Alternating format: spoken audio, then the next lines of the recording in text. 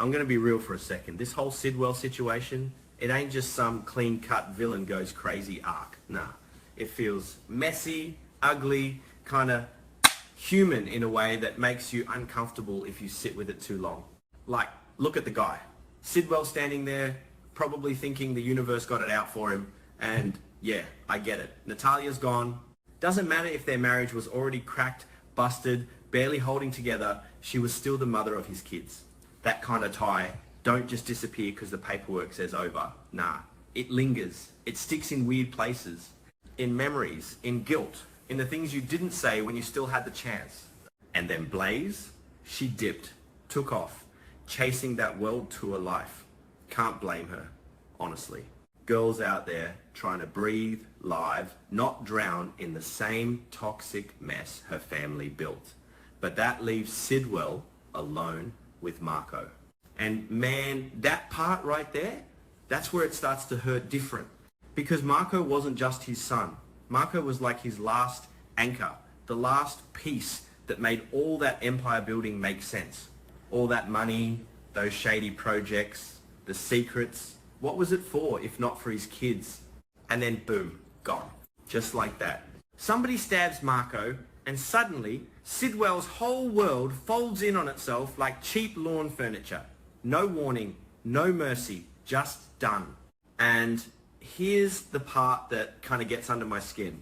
Marco had been saying it all along, pushing Sidwell, nudging him like, hey, we got to deal with Sonny. We got to handle this. And Sidwell, he brushed it off. He kept focusing on his own agenda, his own little empire, thinking he had time. Man, people always think they got time. And now Marco's about to be 6 feet under, and Sidwell's stuck replaying every single moment he didn't listen. Every time he chose business over his kid. Every time he said later. There ain't no later now. So yeah, when Sidwell starts thinking Sonny did it, I don't even see that as logic. It's not about facts. It's about needing someone to blame. Because the alternative, admitting he failed his son, nah, that's a heavier weight than revenge. And me, sitting here watching all this unfold. I know Sonny didn't do it. Fans know it too. We ain't blind. Cullum's the one who put that blade in Marco. But Sidwell don't know that. And honestly, even if he did, would it change anything? That's the scary part. Because Sidwell ain't just grieving. He's unraveling. You can almost see the switch flipping in his head, like something's snapping. Slow at first, then all at once. And once a guy like him crosses that line, he don't just step back, he dives in. So yeah, I'm thinking no, scratch that. I'm pretty sure Sidwell's gearing up to come at Sonny. Not loud, not obvious. Nah, he ain't gonna roll up with sirens and speeches. It's gonna be quiet, sudden. The kind of move that hits before you even realize you're in danger. Like one of those moments where Sonny's just doing his thing, thinking he's got control, and then bam, Sidwell's right there.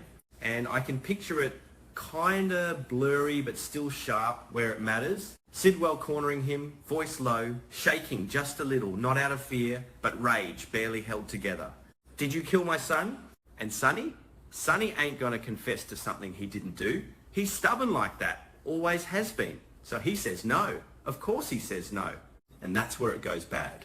Because in Sidwell's head, that no ain't innocence. It's disrespect. It's denial. It's like Sonny's refusing to carry the weight Sidwell needs him to carry. And man, that's when people lose it. I keep thinking about how grief twists people. Like, it don't just make you sad. It warps your logic, your morals, everything. Suddenly, things that used to feel wrong start making sense. And Sidwell, he's right on that edge. But here's where it gets even darker. And I ain't even sure I want to say it out loud, but it's there. Sidwell might not stop at Sonny. Yeah, think about it. If he really wants Sonny to feel the pain, the real pain, what better way than going after his kids? Jocelyn, Michael, Donna, Avery. All of them suddenly become targets. Not because they did anything, but because they matter. And that's the messed up logic of revenge, right? It ain't about fairness. It's about impact. Like I can see Sidwell sitting there staring at nothing thinking, you took my son, I'll take yours. Not even questioning it, just accepting it as the next step. And honestly, that scares me more than him going after Sonny directly. Because killing your enemy is one thing, hurting their family, that's a whole different level. That's when you've officially crossed into something you can't come back from. And yeah, maybe later, way later, Sidwell finds out the truth that Sonny didn't do it, that Cullum's the real one behind Marco's death. But by then, it's too late. Damage already done, lines already crossed, and I don't think Sidwell's the type to just stop and say, oops, my bad. No, he'll justify it, twist it into something that still makes him the victim. Maybe he'll say he was honouring Marco's wishes. Maybe he'll convince himself that Sonny deserved it anyway. People do that. They rewrite their own story so they don't have to face what they've become. And then there's Cullum. Man, if Sidwell finds out about him, it's game over. Any alliance they had, gone. Burned to the ground. Sidwell ain't forgiving that. Not a chance. Cullum didn't just kill his son, he made Sidwell chase the wrong enemy, made him waste time, spill blood, all based on a lie. That kind of betrayal, yeah, that gets you killed. And I can already imagine the chaos. Two dangerous men, both ruthless, both with nothing left to lose, turning on each other. It won't be clean. It won't be quick. It'll be messy, brutal, drawn out.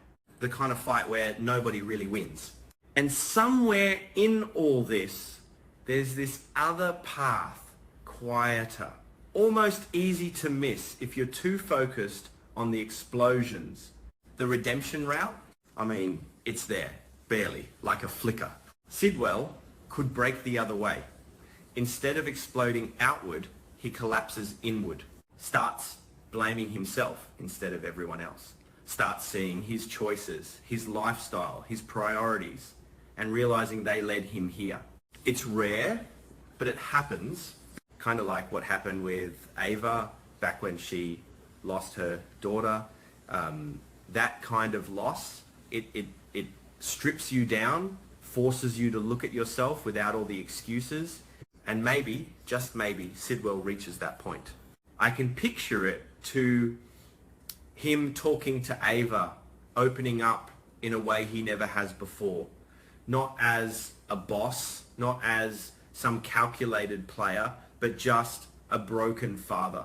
And that conversation, it could go either way. Either it fuels his anger, pushes him deeper into revenge, or it cracks something open, lets a little bit of guilt, of awareness seep in. But here's the thing I keep coming back to. People like Sidwell don't change easy, especially not when they're hurting. Pain usually don't make you better. It just makes you more of what you already are. And Sidwell, he's already a man who solves problems with control, power, force. So yeah, if I had to bet, I'd say he's not heading toward redemption. He's heading toward war. And it ain't going to be pretty. There's something kind of educational in all this. If you squint past the drama, like a messed up lesson hiding in the chaos. You ignore the people who matter, chase power, think you can fix things later, and then one day, later never comes. And all you're left with is regret and rage and choices you can't undo. Sidwell's story, it's not just about revenge. It's about what happens when you realize too late what actually mattered. And instead of sitting with that truth, you burn the world down trying to avoid it.